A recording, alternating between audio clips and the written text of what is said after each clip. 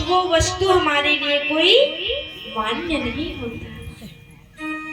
अगर मान लो किसी बच्चे को हम सोना प्रदान करते हैं, अब वो बच्चे सोना का महत्व तो जानते नहीं हैं, कहीं भी फेंक देंगे, कहीं भी गुम कर देंगे। और जैसे हम वह सोना किसी बड़े व्यक्ति को प्रदान करेंगे तो वे बड़े व्यक्ति उस सोने का महत्व जानता है कि सोना कितने कीमती है, तो उसे संभाल करके रखते हैं। तो उसी प्रकार से हम श्रीमद् भागवत के महात्म्य के बारे में जानेंगे। अगर हमें श्रीमद् भागवत के महात्म्य के बारे में जानकारी हो जाएगी तो हम कथा को बड़े ध्यान पूर्वक श्रवण करेंगे, चिंतन करेंगे, मनन करेंगे। और उसके बारे में अगर हमें जानकारी ही नहीं हो तो एक कान से सुनेंगे और दूसरे कान से निकाल देंगे। तो हम श्रीमद् भागवत के महात्म्य के बारे में जानेंगे। श्रीमद् भागवत के महात्मा के प्रथम श्लोक में कहा गया है क्या? सच्चिदानंदी रूपाय विश्वोत्पत्त्यादिहेतवे तापत्रय विनाशाय श्री कृष्णाय नमः। सच्चिदानंद रूपाय। सत्य क्या है मेरी मैया? किसी को पता है कि सत्य क्या है? पता है? जो सूर्य है वो सत्य है, वायु सत्य है, धरती माता सत्य है, गंगा मैया जो शिवनाथ नदी में कल कल कल कल धारा प्रवाहित हो रही है वो सत्य है, ये आकाशवाणी होती है ये सत्य है। भगवान ये सब परमात्मा के ही रूप है। और हमें क्या लगता है जो अभी भविष्य काल में हो रहा है, भूतकाल में हो रहा है, ये सत्य है। हम आज हैं और कल नहीं रहेंगे, ये झूठ है, ये मिथ्या है। और मिथ्या होते हुए भी सत्य के रूप में परिवर्तन हो जाते हैं, सत्य के रूप में ढल जाते हैं। परंतु ये सत्य नहीं है। सत्य तो वो अग्नि है, सत्य तो वो सूर्य है, सत्य परमात्मा है, सत्य तो वो जल है जो कल भी था, आज भी है और आने वाले समय में भी है। ये श्रीमद् भागवत गीता, श्री शिव महापुराण, श्री 18 महापुराण, ये सत्य है जो सदियों से चलते आ रही परंपरा। विश्वोत्पत्त्यादिहेतवे, जो विश्व की उत्पत्ति, पालन और संहार करते। किसी बच्चे को यदि पूछ दिया जाए कि बेटा आपका पालन पोषण, आपका संहार कौन करते हैं, तो पुत्र या पुत्री क्या बोलेंगे कि हमारे पालन पोषण, हमारी देख रेख हमारे माता पिता करते हैं, यही तो कहेंगे ना। लेकिन सत्य तो ये है मेरी मैया, वो परमात्मा जो ब्रह्मा जी के रूप में आकर के हमें जन्म देती है, भगवान विष्णु पिता के रूप में आकर के हमारे पालन पोषण करते हैं, और भगवान भोलेनाथ गुरुदेव भगवान के रूप में आकर के हमारे अवगुणों का नाश करते हैं। वही परम पिता परमेश्वर परमात्मा सत्य है। प्रेम से बोलिए बाकी बिहारी लाल की।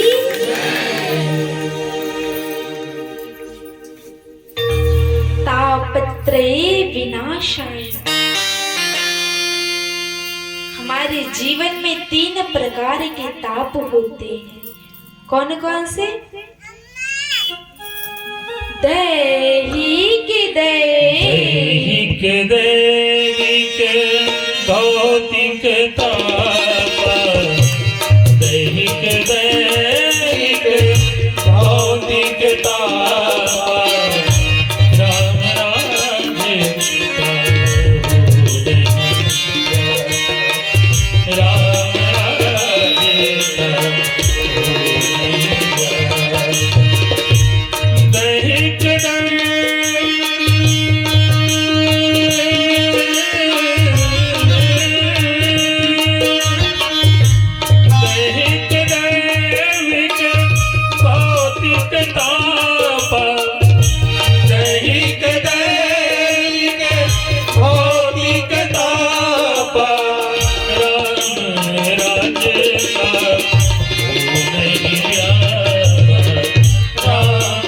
राज्य का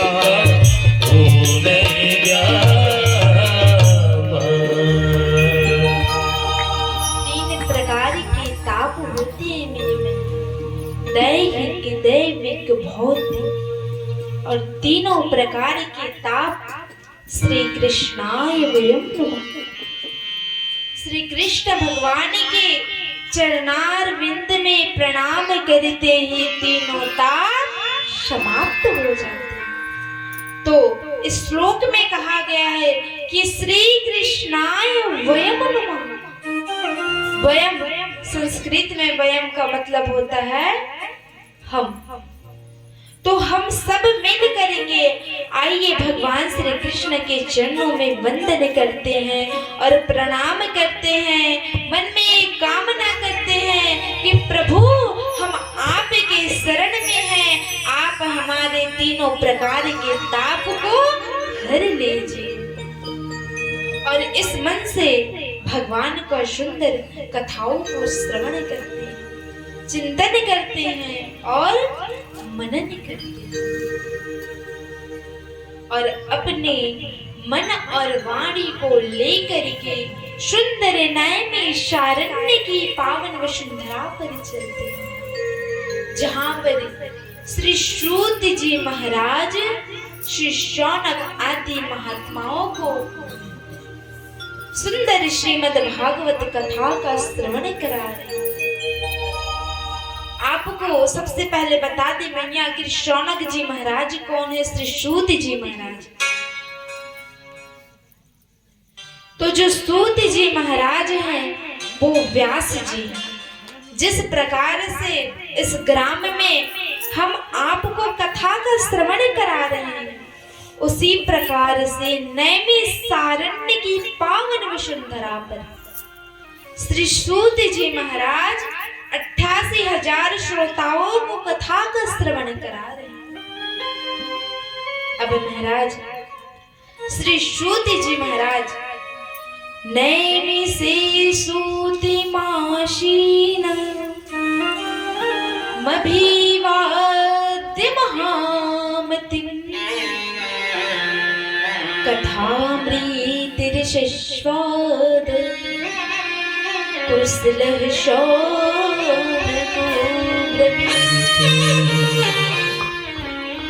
श्री सूत जी महाराज से श्री शौनक जी महाराज प्रश्न करते हुए कहते हैं कि महाराज आप तो कथाओं के सार का ज्ञानता है, ज्ञान रूपी कथा का सार आपके हृदय में भरा पड़ा हुआ है।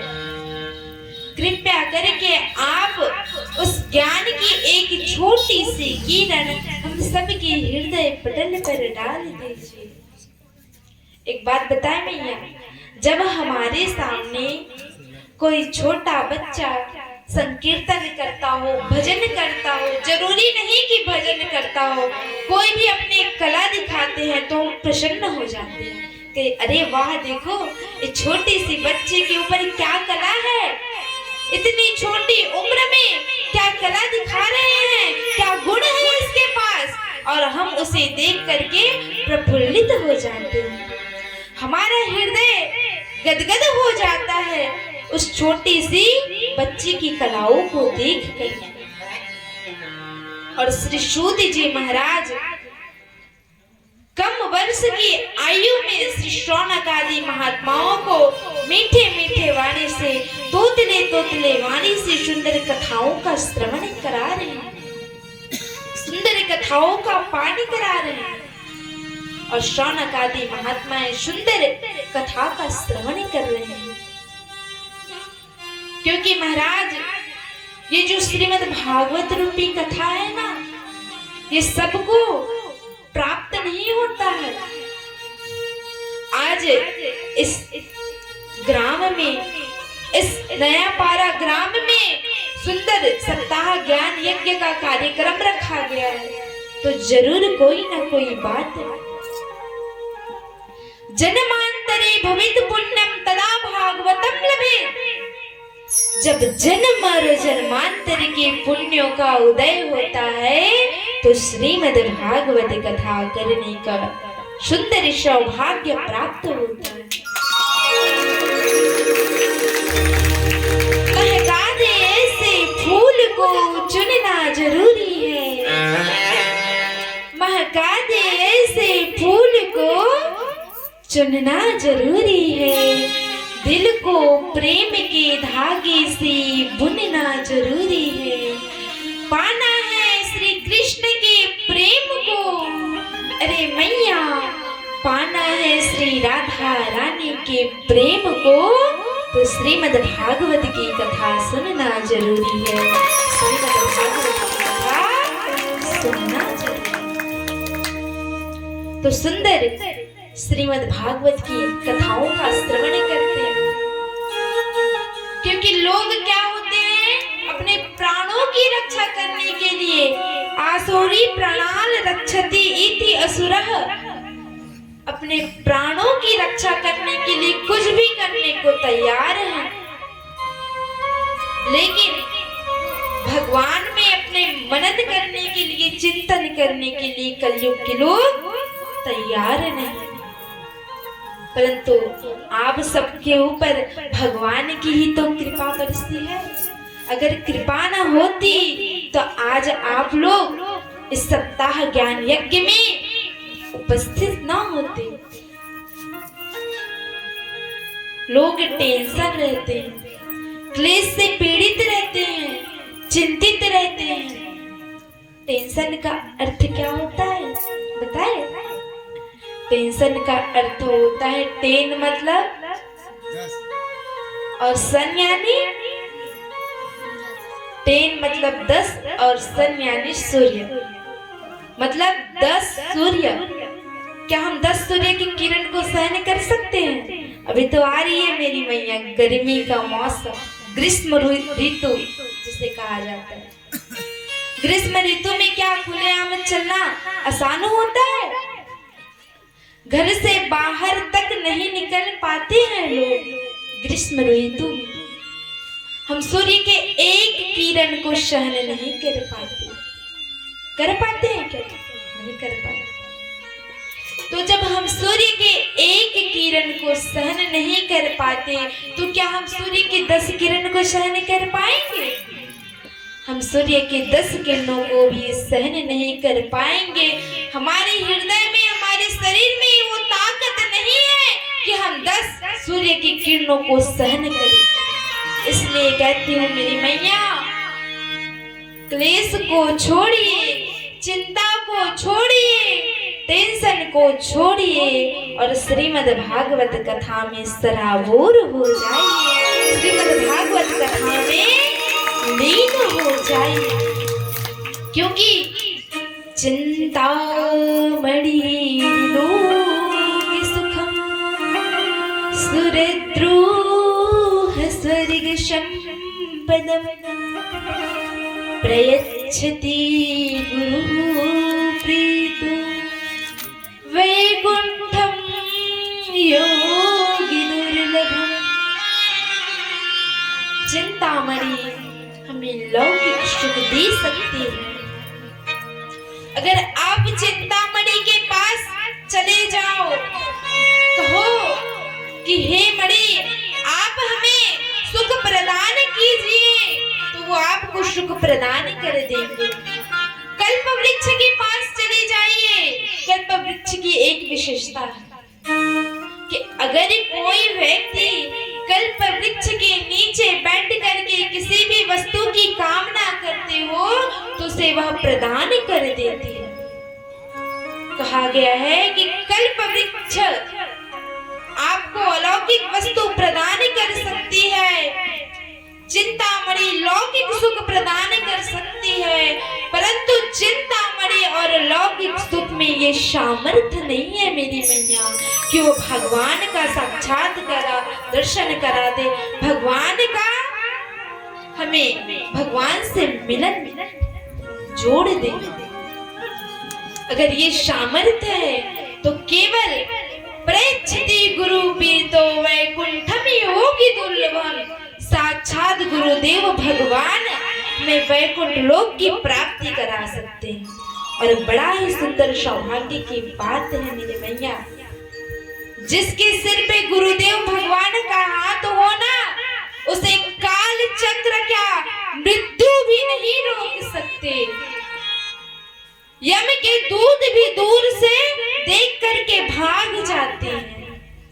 और ऐसा सौभाग्य प्राप्त हुआ है, बड़ी ही सौभाग्य की बात है कि हमारे सामने हमारे गुरुदेव का आशीर्वाद हमें प्राप्त हो रहा है। बोलिए गुरुदेव भगवान की जय। आइए सब लोग अपने अपने गुरुदेव को स्मरण करें। गुरु प्रकाशक ज्ञान का बात करे अनमोल, गुरु प्रकाशक ज्ञान का बात करे अनमोल, जो गुरु वचन हृदय धरे देते ग्रंथि छोड़ खुदाई, देते ग्रंथि छोड़, गुरु प्रकाशक ज्ञान का बात करे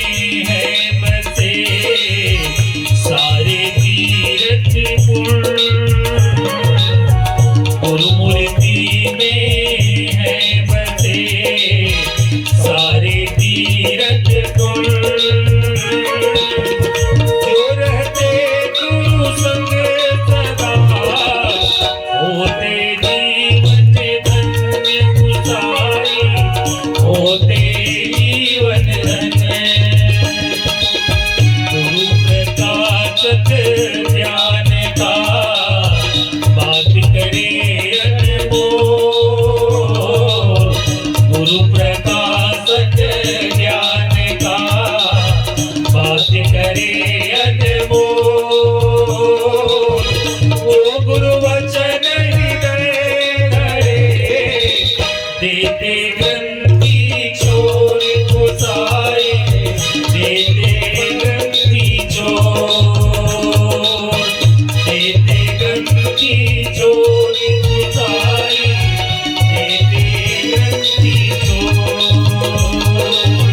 देते ग्रंथि छोर कुसाए देते ग्रंथि छोर। बोलिए श्री बांके बिहारी लाल की जय। श्री राधे।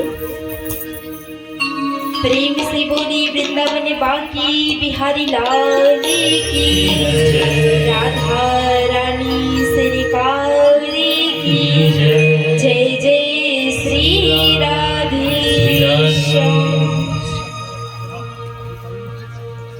बुझ जाए समा तो फिर जल सकती है, बुझ जाए समा तो फिर जल सकती है, कश्ती तेरी तूफान से निकल सकती है, जिस वक्त गुरुदेव की कृपा हो जाए, कि जिस वक्त गुरुदेव की कृपा हो जाए, किस्मत तेरी उसी वक्त बदल सकती है, किस्मत तेरी उसी वक्त बदल सकती है।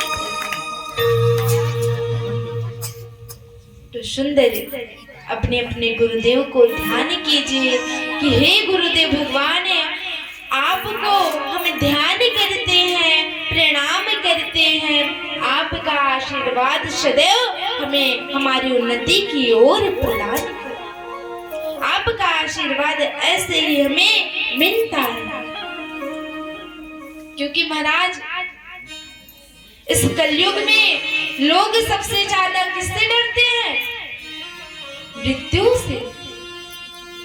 मृत्यु से डरते ना, कहे कि हमारी कहीं मृत्यु ना आ जाए। लोग मृत्यु से डरते हैं, अपने प्राणों की रक्षा करने के लिए कुछ भी करने को तैयार हो जाते हैं। भैया एक दिन जो आए हैं उसे तो जाना ही होगा। दीपक बुझने को जलता है, दीपक बुझने को जलता है, मरण सदैव जीवन के आंचल में पलता है, मरण सदैव जीवन के आंचल में पलता है। तो इस कलयुग के कालव्यान मुखग्रास त्रास निर्नास ही तवे श्रीमद्भागवतं शास्त्रं कलौकीरेण भाषितम्। कलयुग के कलुषित प्राणियों को देख करके, इस कलयुग में दुख भरे प्राणियों को देख करके श्री सुखदेव जी महाराज ने श्रीमद् भगवत संगीता का गायन किया। श्रीमद् भागवतम शास्त्रम कलौकीरेण भाषितम। पावन भगवान के चरित्रों का गुणगान किया है, क्योंकि मैया एतस्माद् परम किंचिन मनः शुद्धेन विद्यते। इसके अलावा अपने तन को शुद्ध करने के लिए, अपने मन को शुद्ध करने के लिए, अपने वाणी को शुद्ध करने के लिए और कोई स्थान नहीं। अगर अपने मन को शुद्ध करना है, वाणी को शुद्ध करना है, तो श्रीमद् भागवत की कथा सुनना जरूरी है, भगवान का चिंतन करना जरूरी है, मनन करना जरूरी है। और भगवान किसे अपनाते हैं? लोभी नहीं, पापी नहीं, कपटी नहीं, निर्मल मन जन, निर्मल मन जन सो मोहि पाया, मोहि कपट छल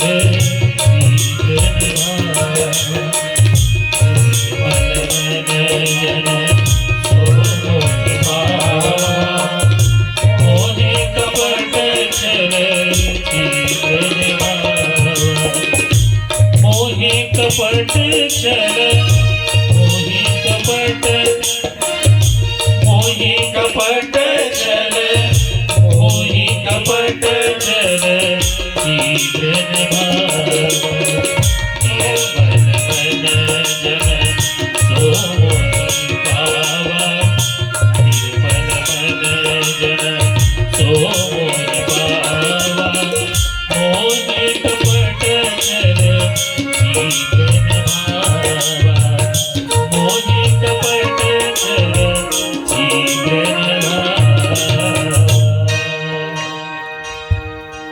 निर्मल मन, जिनके मन में कोई भी प्रकार की कोई इच्छा ना हो,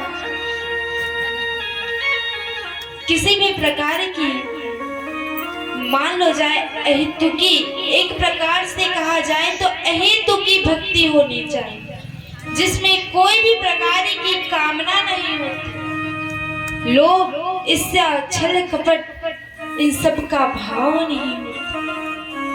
इस प्रकार से अगर कोई भक्ति करे तो वो सच्ची भक्ति होती है और उसे ही भगवान अपनाते हैं।